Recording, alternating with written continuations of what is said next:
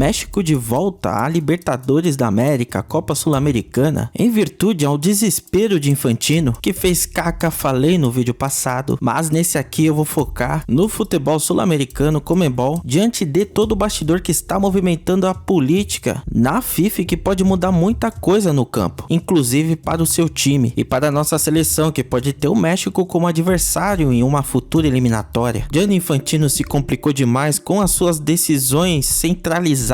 Ele manteve segredo e não comentou com seus apoiadores de outras confederações. A ideia da FFE pode ser interessante, podem ter pessoas que apoiam, porém ele decidiu sozinho, e isso na política é sacanagem. Enquanto as pessoas ficam focadas no que acontece no campo, os bastidores estão um furacão. A eleição para presidente da FIFA será em março de 2027. Infantino estava praticamente garantido até esse problema da FFE acontecer. A UEFA, a Asiática, a AFC e a CONCACAF emitiram suas notas oficiais repudiando as decisões de Infantino e até pressionando para uma possível renúncia do suíço. Por outro lado, temos a Confederação Africana, que mostra um apoio total a Infantino, o que é muito estranho depois do que aconteceu com Cabo Verde e Egito na Copa do Mundo. E temos a Confederação da Oceania e a nossa Conmebol, que tomaram posturas moderadas diante das ações do presidente da FIFA, mas em se tratando de eleições, eles apoiam Gianni Infantino. E focando na nossa área, a Conmebol criticou a decisão de Infantino em agir em segredo de maneira solitária, sendo que a entidade atualmente é a maior apoiadora do presidente da FIFA. Sobre as questões da FFE, ele recuou a ameaça de boicote e, com as eleições chegando, fez ele ficar em modo de defesa. Só que nesse pequeno intervalo mostrou uma divisão na política da bola, algo que até o momento não mostrou nenhum fogo cruzado, senão essa briga entre a FIFA e a UEFA, questões que Infantino até pode costurar, que nem a relação com a Confederação Asiática, mas a sua relação com a Conmebol está intacta. A entidade está enfrentando questões que pode preocupar os torcedores informados. Além disso, problemas naturais e questões de possíveis corrupções de membros são pautas que a entidade máxima do futebol da América do Sul está passando e vai testar em muito a habilidade de gestão da confederação. Maio desse ano, um relatório da Conmebol aponta suspeita de manipulação em cartão do Independiente Rivadavia contra o Fluminense. A informação foi que a Conmebol recebeu um relatório de volume anormal de apostas em lance de empate. Isso aconteceu no dia 6 de maio na Argentina, pela quarta rodada do grupo C da Libertadores. Foi um cartão amarelo do volante Tomás Bottari, de 25 anos, que levantou suspeita. As investigações estão sob sigilo. Em relação ao Fluminense, não há indícios, mas a grande questão é que a manipulação de resultados tem sido o grande problema no futebol, e não é diferente para a Conmebol. No dia 10 de agosto de 26, às 7h34 da manhã, no horário local, ocorreu um terremoto na Colômbia, classificado pelas autoridades como o abalo sísmico mais forte a atingir o país em décadas. A magnitude foi de 7.4 na escala Richter, e a Conmebol adotou medidas de emergência. Apoio humanitário. A entidade anunciou uma doação de $1 milhão,